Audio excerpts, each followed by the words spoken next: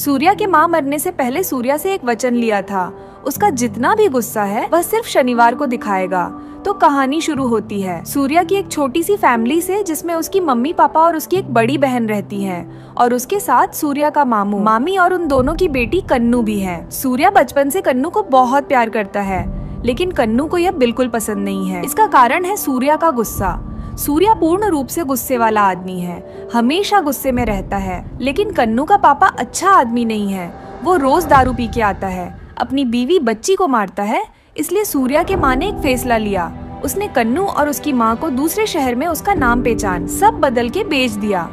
जब सूर्या को पता चला उसका प्यार उसको छोड़कर दूर जा रही है, तो बेचारा का दिल टूट गया देखते ही देखते, और गुस्से वाला आदमी बन गया। इसलिए उसका गुस्सा देखकर उसकी माँ बोलती है, आज से जिस दिन भी तुमको गुस्सा आएगा तुम्हें मेरे पास आकर बोलना है। जिस दिन मैं चुप रहूंगी समझ लेना तुम उस दिन अपना पूरा गुस्सा निकाल सकते हो। तो आज से ही जब भी तुम्हें किसी पर गुस्सा आए तुम मुझसे पूछोगे, अगर तुम्हारा गुस्सा मुझे ठीक लगेगा तो मैं कुछ नहीं बोलूंगा। वो बात इसको भी अच्छी लगी।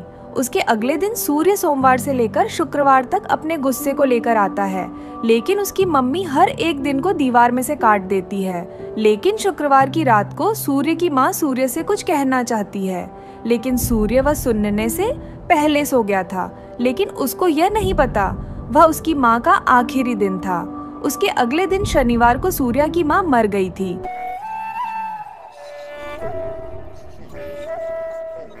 तभी नशे की हालत में सूर्या का मामू आकर उसकी माँ को उल्टा सीधा बोलता है।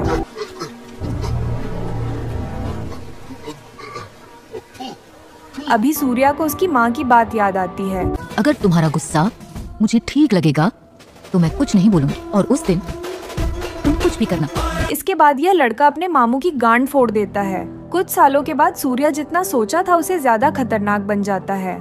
शनिवार वाले बात को उसने दिल पर ले लिया। ये भी हर शनिवार को गुस्सा निकालता है क्या? गुस्सा निकाल ही नहीं रहा, बल्कि ये बात उसके दिलो दिमाग पर पूरी तरह से जैसे छप गई है। रविवार से लेकर शुक्रवार तक चाहे कितना भी गुस्सा आए वो किसी को कुछ नहीं कहता। जिस नाम पर एक बार लाल सर्कल लग गया उसको तो फिर ऊपर वाला भी नहीं बचा सकता। जब सूर्या चाय पी रहा था तब उसने देखा इस लड़के को उसके मलिक ने मारा। फिर सूर्या जाते हो उसके मलिक से बात करने के लिए, लेकिन आज शनिवार नहीं था तो इसलिए सूर्या यूएन लोगों से मार खाया। लेकिन जैसा ही शनिवार आया सूर्या जाकर सबकी गांड फोड़ देता है। सूर्या एक बीमा एजेंट है और हम देखते हैं कि वह सबकी मदद करता रहता है। लेकिन सूर्या ने अब तक जितने भी लोगों को गुस्से में मारा था वे सभी उस पर हर दिन हमला करते रहते हैं, जिसकी वजह से उसके पिता और उसकी बहन भद्रा कई बार परेशान हो चुकी है। अब डॉक्टर पूछता है कि वह भी सूर्या कल्लू से प्यार करता था, क्या वह उससे मिला था या नहीं। उसके पिता कहते हैं नहीं, वह उसे ढूंढ रहा था क्योंकि वह कहता है कि वह कल्लू से शादी करेगा। उसके गुस्से की वजह से उसकी बहन की शादी टूटने वाली थी, क्योंकि सूर्या किसी वजह से अपनी बहन भद्रा के ससुर पर गुस्सा हो गया था और उसने उन पर हाथ उठा दिया था, जिसकी वजह से भद्रा ने सूर्या से रिश्ता तोड़ दिया। और अब वह शादी के बाद कभी हमारे घर नहीं आई, बस फोन पर बात करती है।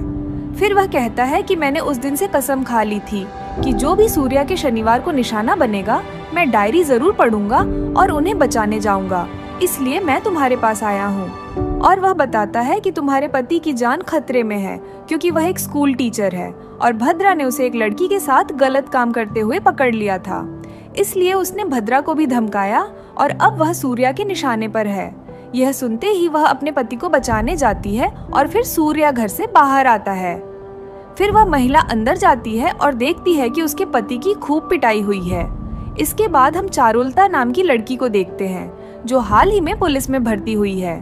तब उसके सीनियर उससे कहते हैं कि तुम्हें यहाँ नहीं आना चाहिए था, इस थाने का सीआई बहुत बुरा आदमी है। दया को देखते हैं जिसने एक आदमी को कैद कर रखा था और वह उसे बहुत प्रताड़ित करता है। उनकी बातों से हमें पता चलता है कि इस आदमी का नाम गोवर्धन है और वह दया के बड़े भाई कूर्मा का खास आदमी है। दया उसे बताता है कि कैसे उसके पिता ने अपनी सारी संपत्ति अपने बड़े बेटे के नाम कर दी और अब उसके पास जमीन का एक छोटा सा टुकड़ा बचा है जिसे बेचने के लिए भी उसे अपने भाई की इजाजत चाहिए। इसलिए उसने अपने भाई के आदमी का अपहरण कर लिया ताकि उसका भाई चुपचाप जमीन के कागज पर साइन कर सके।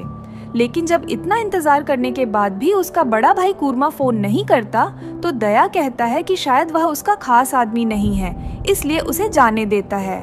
उसे मारकर मुझे क्या मिलेगा। अब गोवर्धन के जाते ही कूर्मा दया को फोन करता है कि मेरे आदमी को जाने दे, मैं किसी भी कागज पर दस्तखत कर दूंगा। ये सुनकर दया के होश उड़ जाते हैं और वह गोवर्धन को रोकने के लिए दौड़ता है, लेकिन वह पहले ही जा चुका था। अब दया फिर से टेंशन में आ जाता है कि अब मेरा भाई कभी दस्तखत नहीं करेगा क्योंकि उसका आदमी भाग गया है।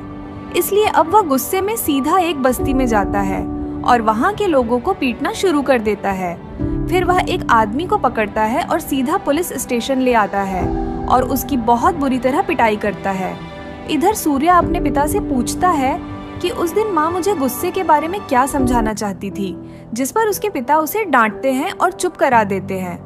इसके बाद जब ये पिता पुत्र खाना खा रहे होते हैं, तभी भद्रा का फोन उसके पिता पर आता है, जो उसे बताता है कि उसे बैंगलोर जाना है, इसलिए वह कुछ दिनों तक नहीं मिलेगा। और सूर्या की बातों से हमें पता चलता है कि वो अभी भी अपनी बहन पर नजर रखता है ताकि उसे कोई परेशानी ना हो। फिर सूर्या के पिता कहते हैं कि अब तुम भी शादी कर लो, लेकिन सूर्या मना कर देता है कि कल्लू के अलावा कोई नहीं है। यहाँ हम चारू और उसकी माँ को देखते हैं। तब हमें पता चलता है कि चारू असल में कल्लू है। तुम्हारे बाप को ना पता चले इसलिए हमने अपने नाम बदल लिए। इस चक्कर में अपनी कब्र खुद ही खोद ली, वरना अब तक तुम्हारी उससे शादी हो जाती। इन लोगों ने अपने पिता से खुद को बचाने के लिए अपना नाम बदल लिया था। और आज भी कल्लू की माँ उससे कह रही थी कि सूर्या तुम्हारे लिए अच्छा होता, लेकिन कल्लू कहता है कि मैं उस सूर्या से कभी प्यार नहीं कर पाऊंगा। वो हमेशा लड़ता रहता है और मुझे एक शांत लड़का चाहिए। इसके बाद जब चारू थाने आती है तो बस्ती का आदमी प्यास से तड़प रहा था। ये देख चारू उसे पानी देने जाती है, लेकिन तभी माँ दया आ जाती है, जिसे देखकर सब डर जाते हैं और वो आदमी भी पानी नहीं पी पाता।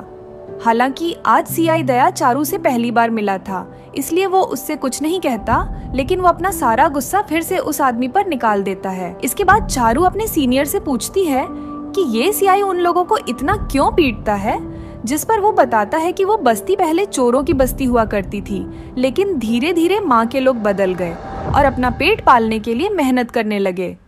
ये है दया, इसका भाई यहाँ पार्षद बन गया, जिससे इसे ताकत मिली। और अब दया अपने भाई से उसकी जमीन लेना चाहता है, जिसे वो फुटपाथ पर बैठा रहा है। इस वजह से दया को लगता है कि उसका भाई ताकतवर है और वो अपना सारा गुस्सा उन पर निकालता है। ये सुनकर चारू को भी होश आ जाता है कि वो कितना बड़ा अपराधी है। इसके बाद चारू अगले दिन उसी बस्ती में जाती है और वहाँ के लोगों से मिलती है। साथ ही जो आदमी जेल में है वो अपने घर से उसके लिए खाना लेकर जाता है, जिसे देखकर सब समझ जाते हैं कि ये पुलिस वाली अच्छी है। अब एक दिन सूर्या किसी का बीमा करवाने आता है और दया भी वहाँ मौजूद था। फिर जब दया अपनी कार से निकल रहा था तो गलती से एक महिला की कार से टकरा जाता है। अब महिला के चिल्लाने पर दया को और गुस्सा आता है और वो बार बार कार से टकराने लगता है। ये देखकर सूर्या को बहुत गुस्सा आता है, लेकिन शनिवार न होने की वजह से वो किसी तरह अपनी बाइक से पेट्रोल निकालता है और दिखाता है कि दया की कार से पेट्रोल लीक हो रहा है, जिसकी वजह से दया रुक जाता है। हालांकि सूर्या के मन में दया के लिए गुस्सा भरा हुआ था और वहाँ महिला की मदद करते समय चारू ने सूर्या को देख लिया था। इसके बाद दया चारू और उसकी साथी सुधा को लेकर वहाँ से चला जाता है। फिर जब सूर्या अपनी बाइक स्टार्ट करके वहाँ से जाने लगता है तो उसकी बाइक स्टार्ट नहीं होती क्योंकि उसने सारा पेट्रोल निकाल लिया था। फिर चारू स्कूटर से आती है जो सूर्या का पेट्रोल डलवाने में मदद करती है। यहाँ हमें समझ में आता है कि चारू को कहीं न कहीं सूर्या पसंद था, क्योंकि उसने बिना लड़े इस मामले को सुलझा लिया। इसके बाद रात को जब सूर्या अपनी डायरी में दया का नाम लिखने वाला था तो उसे बार बार चारू का ख्याल आ रहा था। तो वो अपने पिता को बताता है और उसके पिता खुश होते हैं। चलो चलते हैं, उसे एक लड़की मिल गई। कुछ दिनों के बाद चारू और सूर्या हर रोज मिलते हैं। इस वजह से वो एक दूसरे से प्यार करने लगते हैं। फिर चारू गांव के लोगों को सूर्या से मिलवाती है ताकि सूर्या उनका बीमा कर सके। और उन सभी से मिलने के बाद सूर्या को दया आती है कि यहाँ के लोग इतने बुरे हाल में हैं। इसके बाद जब एक दिन कुछ लोग चारू को परेशान कर रहे थे तब सूर्या ने यह देखा। फिर जब शनिवार आया तो उसने उन लोगों की खूब पिटाई की। उसके बाद जब भी वे चारू को देखते तो उससे डर जाते और चारू को भी समझ नहीं आता था कि उन्हें किसने पीटा। फिर एक दिन जब चारू गांव के लोगों को खाना खिला रही थी तभी दया की साथी सुधा वहां आ जाती है और वह गुस्से में चारू को डांटती है। चारू जब सूर्या को यह बात बताती है तो शनिवार को सूर्या भी उसे खूब पीटता है। इसके बाद चारू नोटिस करती है कि शनिवार को मुझे परेशान करने वाले लोगों को कोई पीटता है और वह यह बात सूर्या को बताती है, जो यह बात सुन लेता है और सूर्या को दिखाता है जैसे कि उसे कुछ पता ही ना हो, क्योंकि सूर्या को डर था कि अगर उसे झगड़े के बारे में पता चल गया तो वह मुझे जाने नहीं देगा। इधर कूर्मा का आदमी गोवर्धन उससे कहता है कि दया पागल हो गया है, तुम उसकी जमीन पर दस्तखत करके उसे क्यों नहीं दे देते, जिस पर कूर्मा दया को घर बुलाता है। यह सुनकर दया सीधा पुलिस स्टेशन जाता है और गांव के लोगों को छोड़ देता है कि आज से मैं तुम्हें कभी परेशान नहीं करूंगा। यहाँ हमें वही आदमी दिखाई देता है जिसे पहले सूर्या ने पीटा था। यहाँ उसका एक आदमी आता है और बताता है कि वह लड़का एक लड़की से मिलने लगा है और मैंने सुना है कि वह उसके सामने हाथ नहीं उठाना चाहता। उसे मारने का यह अच्छा मौका होगा, वो भी शनिवार को, ताकि उसकी शान उस मिट्टी में रहे जिस पर ये लोग खुश हैं। इधर चारू की माँ उससे कहती है कि चलो मैं उस लड़के से मिलवाती हूँ जो तुम्हें पसंद है, जिस पर चारू खुश होती है और कहती है कि मैं उसे कल रात को घर बुलाऊंगी। फिर जब चारू सूर्या को अपनी माँ से मिलने की बात बताती है तो सूर्या अपने पिता को यह बात बताता है और उसके पिता कहते हैं कि तुम पहले चारू को पूरी सच्चाई बता दो, नहीं तो बाद में दिक्कत होगी। और सूर्या का दोस्त भी उसे यही सलाह देता है। अब अगले दिन दया अपने भाई के पास सीधा आता है जब वह अपने कागजों पर दस्तखत करवाने आता है, लेकिन यहाँ कुर्मा अभी भी अपने भाई के मजे ले रहा था। वह उसे 5 घंटे तक बैठाए रखता है और पानी भी नहीं देता, जिससे दया समझ जाता है कि उसने मुझे फिर से पागल बना दिया है और वह गुस्से में चला जाता है। फिर वह सीधा उसी बस्ती में आता है और वहाँ के लोगों को मारना शुरू कर देता है, जिसे देखकर चारू कुछ नहीं कर पाती। यहाँ हम सूर्या को देखते हैं जो आज चारू को सच्चाई बताने आया था और वहाँ चारू का इंतजार भी उस आदमी के गुंडे कर रहे थे ताकि वे चारू के सामने सूर्या को मार दें। अब जब दया यहाँ एक आदमी को मार रहा होता है तो उसकी बेटी उसे बचाने आती है और दया गुस्से में उसे फेंक देता है, जिससे वो लड़की बुरी तरह घायल हो जाती है। लेकिन इसके बाद बस्ती में किसी की हिम्मत नहीं हुई कि वो दया को रोक सके और उस लड़की की शादी करवा सके। तभी सूर्या का फोन चारू के पास आता है और दया का गुस्सा देखकर चारू फोन उठाती है, लेकिन इस बारे में कुछ नहीं कह पाती। हालांकि सूर्या ने दया की आवाज सुन ली थी और वो समझ जाता है कि बस्ती में कुछ गड़बड़ है, इसलिए वो सीधा बस्ती में जाता है और यहाँ दया सबको पीटता है और अपने घर से निकल जाता है। तभी माँ सूर्या वहाँ पहुँचती है और उस लड़की को अस्पताल ले जाती है। फिर चारू अस्पताल आती है और उस लड़की की माँ कहती है कि हमें नहीं पता कि हमें कब तक ऐसी ही जिंदगी जीनी पड़ेगी, क्योंकि वो आदमी जल्लाद है। वैसे ये फिल्म का फर्स्ट हाफ है। अगर आपको सेकंड हाफ देखना है तो कमेंट में मुख्य वीडियो का लिंक है। हाँ, फिर मेरे चैनल पर चेकआउट जरूर करें, लेकिन कृपया सब्सक्राइब करें।